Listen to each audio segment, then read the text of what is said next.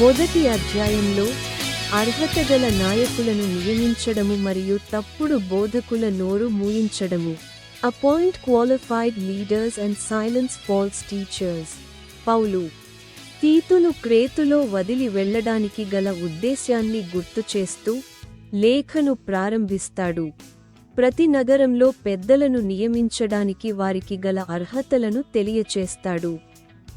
ఆకర్షణ కంటే క్యారెక్టర్ మరియు ప్రవర్తనను గురించి నొక్కి చెబుతూ ఉండవలసిన మంచి లక్షణాలను వివరంగా చెబుతాడు. అర్హతలు నేరుగా అధ్యాయం యొక్క 2వ భాగంలోకి దారితీస్తాయి. అక్కడ పౌలు స్వంత లాభం కోసం కుటుంబాలను కలవరపెడుతున్న తప్పుడు బోధకుల గురించి వివరిస్తాడు. వారి స్వంత ప్రవక్తలలో ఒకరిని ఉటంకిస్తూ పౌలు క్రేతు ప్రజలను కఠినంగా మందలించమని తీతుకు ఆదేశిస్తాడు. ఈ మందలింపు విశ్వాసులను మంచి విశ్వాసానికి పునరుద్ధరించడానికి ఉద్దేశించబడింది, ఎందుకంటే చెడిపోయిన మనస్సులు మరియు మనస్సాక్షి ఉన్నవారికి ఏదీ స్వచ్ఛమైనది కాదు. అపోస్తలుడైన పౌలు తీతుకు రాసిన లేఖ. తీతు మొదటి అధ్యాయం.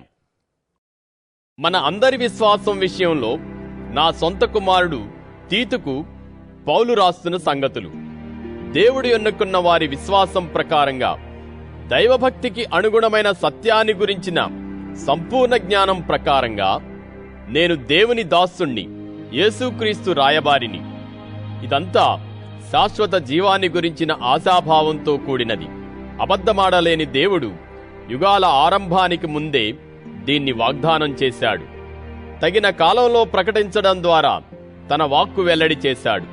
ఈ పనిని మన రక్షకుడైన దేవుడు ఆజ్ఞపూర్వకంగా నాకు అప్పగించాడు.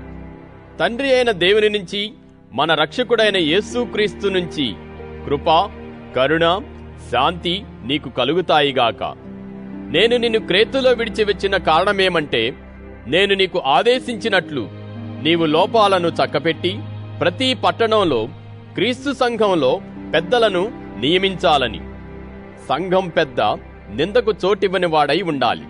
అతను ఏకపత్ని పురుషుడై ఉండాలి. అతని సంతానం విశ్వాసులై దుబారా చేసేవారని, తిరగబడేవారనే నిందకు గురికాని వారై ఉండాలి. ఎందుకంటే సంఘనాయకుడు దేవుని గృహసేవ నిర్వహించేవాడు. అందుచేత అతడు నిందకు చోటివ్వని వాడై ఉండాలి. అతడు స్వార్థపరుడు, ముక్కోపి, త్రాగుబోతు, ఇతరులను కొట్టేవాడు, అక్రమలాభం ఆశించేవాడు అయి ఉండకూడదు. అతిథి మర్యాదలు చేసేవాడు, మంచిని ప్రేమభావంతో చూచేవాడు, మనసు అదుపులో ఉంచుకునేవాడు, న్యాయవంతుడు, పవిత్రుడు, తన ఆశలు అదుపులో ఉంచుకునేవాడై ఉండాలి. అతడు క్షేమకరమైన సిద్ధాంతాలతో ప్రోత్సాహపరచడానికి, ఎదురాడే వారిని ఒప్పించడానికి సమర్థుడయ్యేలా తనకు వచ్చిన ఉపదేశం ప్రకారం నమ్మకమైన వాక్కును గట్టిగా చేపట్టి ఉండేవాడై ఉండాలి. ఎందుకంటే తిరుగుబాటుదారులు, వదరబోతులు, మోసగాళ్లు, ముఖ్యంగా సున్నతిగల వారిలో అనేకులు ఉన్నారు. వారు నేర్పకూడనివి అక్రమలాభం కోసం నేర్పుతూ కొంపలు కూలుస్తూ ఉన్నారు గనుక వారి నోళ్లు మూయించాలి. వారిలో ఒకడు, వారి సొంత ప్రవక్త ఒకడు, క్రేతు దీపవాసులు ఎప్పుడూ అబద్ధికులు, దుష్ట మృగాలు, సోమరులైన తిండిపోతులు అన్నాడు. ఈ సాక్ష్యం నిజమే. ఈ కారణం చేత వారు యూదుల కల్పిత కథలను, సత్యం నుంచి వైదొలగిన మనుషుల ఆదేశాలను లెక్క చేయకుండా విశ్వాస సత్యాలలో స్థిరబుద్ధి గలవారై ఉండేలా వారిని కఠినంగా మందలించు. శుద్ధ హృదయులకు అన్నీ శుద్ధమే గాని విశ్వాసం లేని భ్రష్టులకు ఏదీ శుద్ధం కాదు. వారి మనసు, అంతర్వాణి కూడా భ్రష్టంగా ఉన్నాయి. దేవుడంటే తమకు తెలుసు అని చెప్పుకొంటారు గాని వారి పనుల బట్టి చూస్తే ఆయనను కాదంటున్నారు. వారు అసహ్యులు, అవిధేయులు, ఎలాంటి మంచి పనికి కొరగానివారు.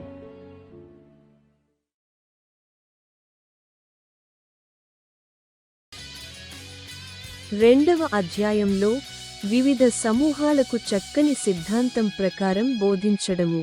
Teach different groups according to sound doctrine. చర్చి నాయకత్వం గురించి చెప్పిన తరువాత సంఘం గురించి. వివిధ సమూహాలకు మార్గదర్శకత్వం తెలియచేస్తాడు.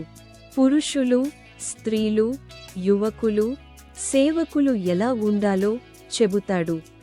సమస్త ప్రజలకు రక్షణను తెచ్చే దేవుని కృప క్రీస్తులో ఉన్న విధముగా అందరిలో అభివృద్ధి చెందాలని చెప్పడం ద్వారా పౌలు ఈ అధ్యాయాన్ని ముగించాడు. ఈ కృప విశ్వాసులను రక్షించడమే కాకుండా భక్తిహీనతను తిరస్కరించి క్రీస్తు మహిమాన్వితమైన రాక కోసం ఎదురుచూస్తూ నీతిమంతుడుగా భక్తి జీవితాలను గడపాలని బోధిస్తాడు. తీతు 2వ అధ్యాయం. నీవైతే క్షేమకరమైన ఉపదేశానికి అనుకూలమైనవే చెబుతూ ఉండు. అంటే వృద్ధ పురుషులు ఆశానిగ్రహం గలవారై, గౌరవనీయులు, మనసును అదుపులో ఉంచుకునేవారై, విశ్వాసం, ప్రేమభావం, సహనంలో స్థిరబుద్ధి గలవారై ఉండాలి. అలాగే వృద్ధ స్త్రీలు కొండెకత్తులు కాకుండా, ద్రాక్ష మద్యం వశంలో ఉండకుండా, నడవడిలో భయభక్తులు గలవారై మంచి విషయాలు నేర్పుతూ ఉండాలి. వారు యువ స్త్రీలకు బుద్ధి చెప్పాలి. ఏమంటే దేవుని వాక్కు దూషణకు గురి కాకుండా వారు తమ భర్తలను, సంతానాన్ని ప్రేమతో చూడాలి. మనస్సును అదుపులో ఉంచుకోవాలి. పవిత్ర శీలవతులై ఇంటిలో ఉండి తమ పనులు చేయాలి. దయగలవారై ఉండాలి. తమ భర్తలకు లోబడి ఉండాలి. అలాగే యువకులు మనస్సును అదుపులో ఉంచుకోవాలని వారిని ప్రోత్సాహపరచు. మనల్ని ఎదిరించేవారు నీ గురించి చెడ్డమాట ఏదీ చెప్పలేక సిగ్గుపడాలి. గనుక అన్ని విషయాలలో మంచినే చేయడంలో నీవు ఆదర్శంగా ఉండు.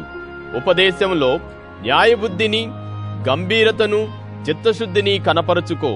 నిందించరాని సవ్యమైన మాటలు వినియోగించు. దాసులు తమ యజమానులకు అణిగి ఉండాలి. అన్ని విషయాలలో వారిని సంతోషపెట్టాలి. ఎదురు మాట చెప్పకుండా, దొంగతనం చేయకుండా, తాము పూర్తిగా నమ్మకమైన వారమని కనపరుచుకుంటూ ఉండాలి. అన్నిటిలో మన రక్షకుడైన దేవుని ఉపదేశాన్ని ఆకర్షణీయంగా చేయాలి. ఈ సంగతులు వారికి నేర్పించు. ఎందుకంటే పాప విముక్తి, రక్షణ తెచ్చే దేవుని కృప మనుషులందరికీ వెల్లడి అయింది. అది మనకు నేర్పుతున్నది ఏమంటే, మనం భక్తిహీనతను, లోక సంబంధమైన ఇచ్ఛలను విసర్జించి ఈ యుగంలో మనసును అదుపులో ఉంచుకుంటూ ఉండాలి. నీతి న్యాయాలతో, భక్తితో బ్రతుకుతూ ఉండాలి. దివ్యమైన ఆశాభావం కోసం మన గొప్ప దేవుడు, రక్షకుడు అయిన యేసుక్రీస్తు మహిమ ప్రత్యక్షత కోసం ఎదురు చూస్తూ ఉండాలి. ఆయన మనలను దుర్మార్గమంతటి నుంచి విమోచించి తన సొంత ప్రత్యేక ప్రజగా ఆసక్తితో మంచి పనులు చేసేవారుగా తన కోసం పవిత్రపరచుకోవాలని మన కోసం తనను తాను అర్పించుకొన్నాడు. ఈ సంగతులు చెప్పు. పూర్తి అధికారంతో ప్రోత్సాహపరచు, మందలించు. నిన్ను ఎవరూ నిర్లక్ష్య పెట్టకుండా చూచుకో.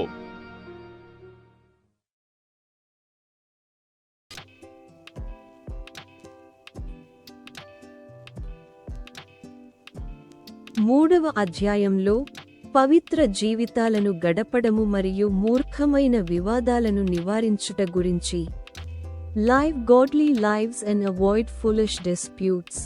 ఈ అధ్యాయం విశ్వాసులు తమ చుట్టూ ఉన్న అనైతిక సంస్కృతి పట్ల, ముఖ్యంగా పాలక అధికారులతో వారి సంబంధం పట్ల వారి ప్రవర్తనపై దృష్టి పెడుతుంది. పౌలు వారిని పాలకులకు విధేయులుగా ఉండాలని, మంచి పనులు చేయడానికి సిద్ధంగా ఉండాలని గుర్తు చేస్తాడు. విశ్వాసుల గత జీవితం వారికి గుర్తుచేస్తూ అపవాదములు, కలహాలు పెట్టకుండా ఉండాలని మరియు అందరి పట్ల గౌరవముగా, వినయంగా ఉండాలని వారికి సూచిస్తాడు.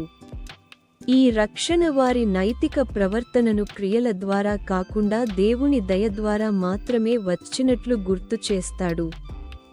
మూర్ఖమైన వివాదాలను నివారించాలని మరియు 2 హెచ్చరికల తర్వాత మూర్ఖ వ్యక్తిని తిరస్కరించాలని తీతుకు చెబుతాడు.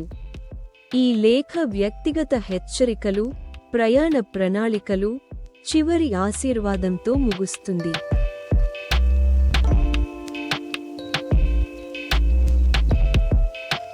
తీతు 3వ అధ్యాయం.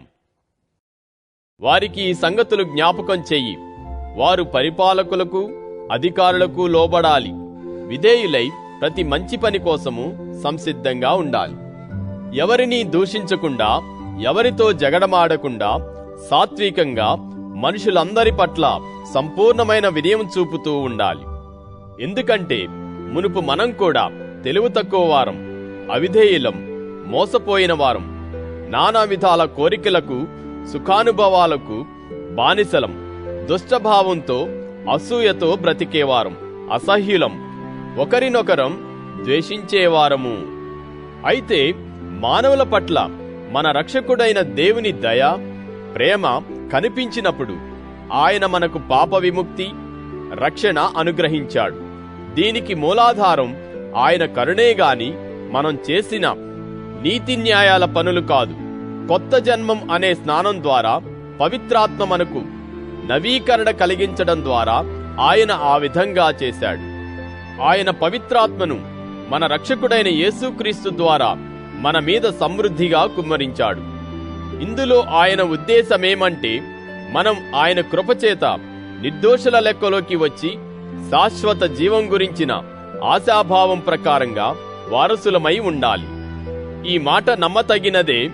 దేవుణ్ణి నమ్మిన వారు మంచి పనులు మనస్ఫూర్తిగా కొనసాగిస్తూ ఉండాలి. నీవు ఈ విషయాలు నొక్కి చెబుతూ ఉండాలని నా కోరిక. ఇవి మంచివి, మనుషులకు ప్రయోజనకరమైనవి. కాని అర్థం లేని వాదాలకు, వంశ చరిత్రలకు, ధర్మశాస్త్రం గురించిన కలహాలకు, జగడాలకు దూరంగా ఉండు. ఎందుకంటే అవి ప్రయోజనం లేనివి, వ్యర్థమైనవి. చీలికలు కలిగించడానికి చూచే మనిషిని ఒకసారి హెచ్చరించు, రెండోసారి హెచ్చరించు. అప్పుడు అలాంటి వ్యక్తి వక్రబుద్ధి గలవాడు, అపరాధం చేస్తున్నవాడు, తనకు తానే శిక్ష విధించుకునేవాడు అని గుర్తించి అతడితో తెగతెంపులు చేసుకో. చలికాలం నికోపోలిలో గడపడానికి నేను నిశ్చయించుకొన్నాను గనుక నేను అర్తెమాసును గాని తుకికస్ను గాని నీ దగ్గరకు పంపినప్పుడు అక్కడికి నా దగ్గరకు రావడానికి గట్టి ప్రయత్నం చెయ్యి. న్యాయవాది జేనాసుకు, అపోల్లోకు ఏమీ తక్కువ కాకుండా చూచి వారిని త్వరగా సాగనంపు. మనవారు కూడా నిష్ఫలులు కాకుండా అత్యవసరాలు తీర్చడానికి మంచి పనులు చేయడంలో నిలకడగా ఉండడం నేర్చుకోవాలి. నా దగ్గర ఉన్న వారంతా నీకు అభివందనాలు చెబుతున్నారు.